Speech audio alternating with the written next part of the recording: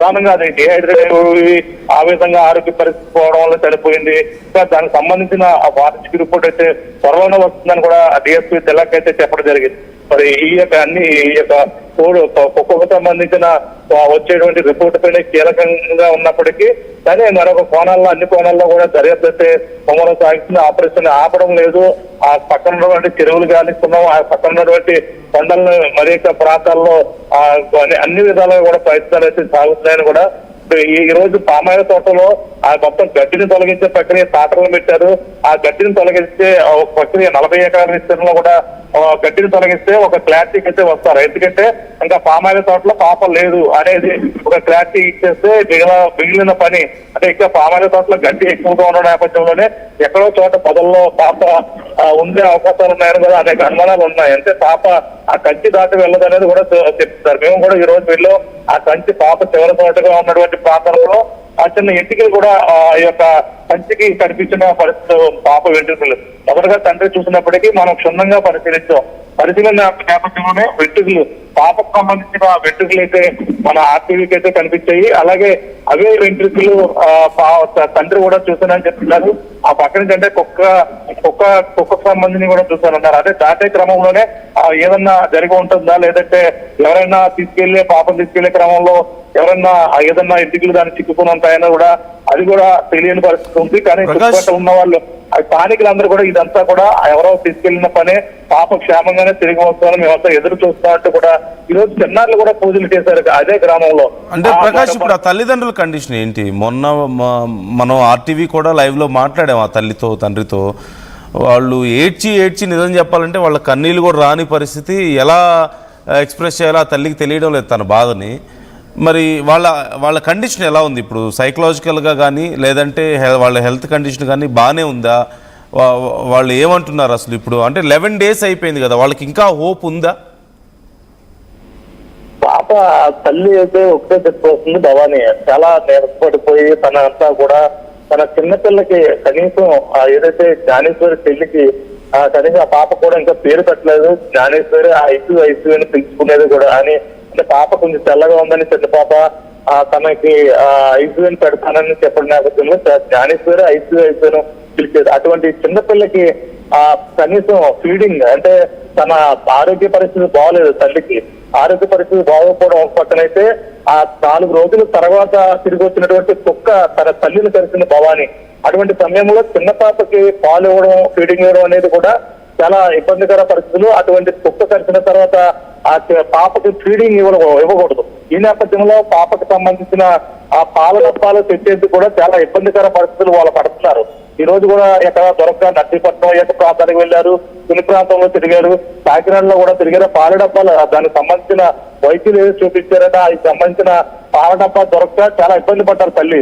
అంటే తనకి యొక్క బలం లేదు, ఆరోగ్య పరిస్థితి బాగలేదు. తల్లికి సంబంధించిన కనీసం స్టెబిలిటీ లేదు, నిల్చోలేకపోతుంది, టయానికి ఫుడ్ లేదు, ఇవన్నీ కూడా ఇబ్బందులు పడుతున్నారు. మరో పక్కన సోషల్ మీడియాలో వస్తున్నటువంటి కామెంట్లు చూసి వాళ్ళంతా కూడా చాలా ఇబ్బంది పడతారు. తల్లిదండ్రులు పోయినా ముందు అనుమానించారని కూడా అనేక మంది కామెంట్ చేస్తున్నారు. ఆ కామెంట్స్ చూసి నిజంగా వాళ్ళు కుంగిపోతున్నారు. మీరు వచ్చి నిజంగా ఈ యొక్క ప్రాంతాన్ని చూడండి, మేము మా పరిస్థితి ఒకసారి చూడండి, చూసిన తర్వాత మీరు ఇక్కడ మేము అనుభవిస్తున్నటువంటి బాధ ఏంటో తెలుస్తుందంటూ కూడా మీరు ఒక మొబైల్ ఫోన్ ఉంది కదా, వచ్చేటువంటి న్యూస్ చూసి అందులో కామెంట్స్ పెట్టేయడం కాదు, ఆ యొక్క పరిస్థితులు చూడండి. తల్లిదండ్రులను అనుమానిస్తూ మేము పడుతున్నటువంటి మానసిక యువత ఎవరికి తెలుస్తుంది, లోపల బాధ ఎవరికి తెలుస్తుందని కూడా చెప్పుకొస్తున్నారు.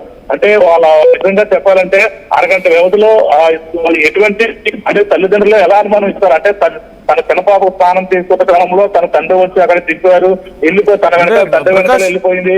అక్కడ ఎలాగా అంటే అరగంట 20 నిమిషాల వ్యవధిలో జరిగిన ప్రక్రియ. వాళ్ళు ఏదన్నా తల్లిదండ్రులు నిజంగా ప్లానింగ్ చేసి వాళ్ళ అమ్మాయిలు అంటే ఏ రాత్రో చెప్తారు, ఏ రాత్రో ఈ యొక్క ప్లాన్ చేస్తుంటారు. కానీ 20 నిమిషాల వ్యవధిలో అంత ప్లానింగ్ ఎందుకు చేస్తారు అనేది ప్రతి ఒక్కరిలో వస్తున్నటువంటి తల్లిదండ్రులు. గతంలో ఎప్పుడైనా ఇప్పుడు కొండ చిలువ లాంటివి ఏమైనా రావచ్చేమోనో, లేదంటే ఏవైనా క్రూర మృగాలు రావచ్చేమో, ఆ మీట్ స్మెల్కి ఆ డాల్స్ని ఏమైనా చేయవచ్చేమో అని పోలీసులు ఒక అంచనా వేస్తున్నారు. అంటే ఒకవేళ అలా జరిగితే దాన్ని బట్టి మనం కేసులో ప్రొసీడ్ అవ్వాలనేది ఆలోచిస్తున్నారు. బట్ గతంలో ఏమైనా రీసెంట్గా కానీ అంతకు ముందుగా కానీ ఎప్పుడైనా ఇలాంటి ఇన్సిడెంట్స్ చోటు చేసుకున్నాయా? ఏవైనా కొండ చిలువలు కానీ లేదంటే క్రూర మృగాల అటాక్స్ లాంటివి ఎప్పుడైనా రికార్డ్స్లో ఉన్నాయా? ఇప్పుడు ఆ డౌట్ ఎందుకు వచ్చింది అసలు అధికారులకి? అంటే కొండ తిరుగులు కానీ ఇన్ని కూడా తిరిగి ఎటువంటి సందర్భాలు మా ఏరియాలో లేవని కూడా అడిగి కూడా చెప్తున్నారు. ఎందుకంటే ఇక్కడ పాడి పశువులు అన్ని ఉంటాయి. పశువులతో ఏదో రోజు ఒకవేళ కొండ తిరుగు ఉన్నదని జాడ ఉంటే ఏదో పశువు మేకలు కానీ ఆవులు కానీ గేదెలు కానీ ఏదో దాన్ని చిన్న వాటిని ఎత్తుకెళ్లిపోయే సందర్భాలు ఉంటాయి. కానీ అటువంటి సందర్భం ఎప్పుడూ జరగలేదని కూడా ఈ రోజు మధ్యాహ్నం అక్కడ ఉన్నటువంటి స్థానికులు కూడా మనతో ఆర్టీవీతో కూడా మాట్లాడారు.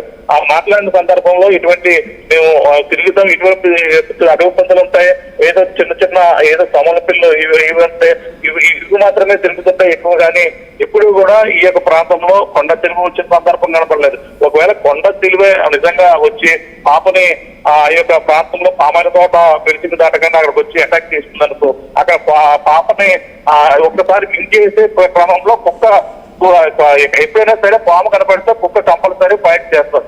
ఆ విధంగానే ఫైట్ చేసే అవకాశాలు ఎక్కువ ఉన్నాయి. ఒకవేళ పాపని పట్టుకుని కొండ తిరుగు వెంటనే మింగేసే పరిస్థితి ఉంటుంది. ఒక్కసారి ఆ పాపను చుట్ట పెట్టుకుని దాన్ని ఆ పాపని మొత్తం అంతా కూడా చేసే ప్రక్రియ కొంతసేపు వరకు కొనసాగుతుంది.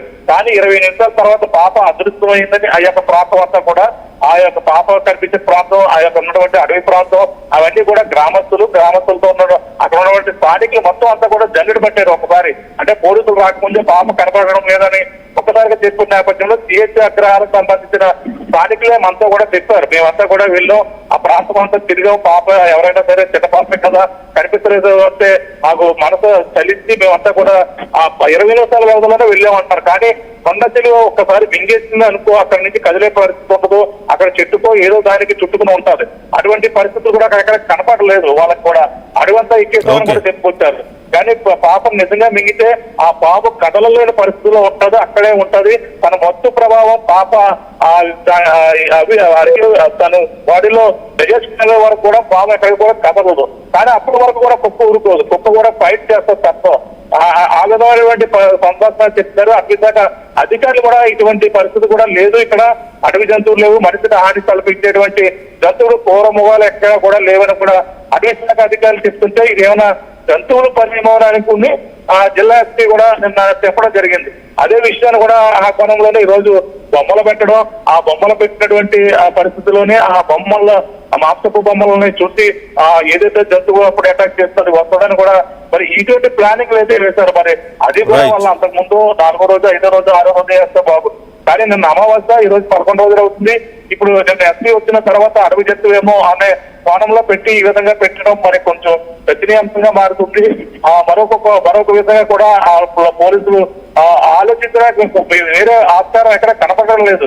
అంటే అడవి జంతువులు పని కనపడడం లేదు. పక్కన ఎవరైనా పాపని ఎత్తుకెళ్లారా, పిల్లలు లేని వారు, అటువంటి జిడి పిక్కలు ఏరుకునే వారు ఎత్తుకెళ్లారా, ఇటువంటివన్నీ కూడా అన్నీ అయిపోయాయి. మొత్తం 4,500 కాల్ డేటా సేకరించారు. అందులో 100 మంది అనుమానించారు.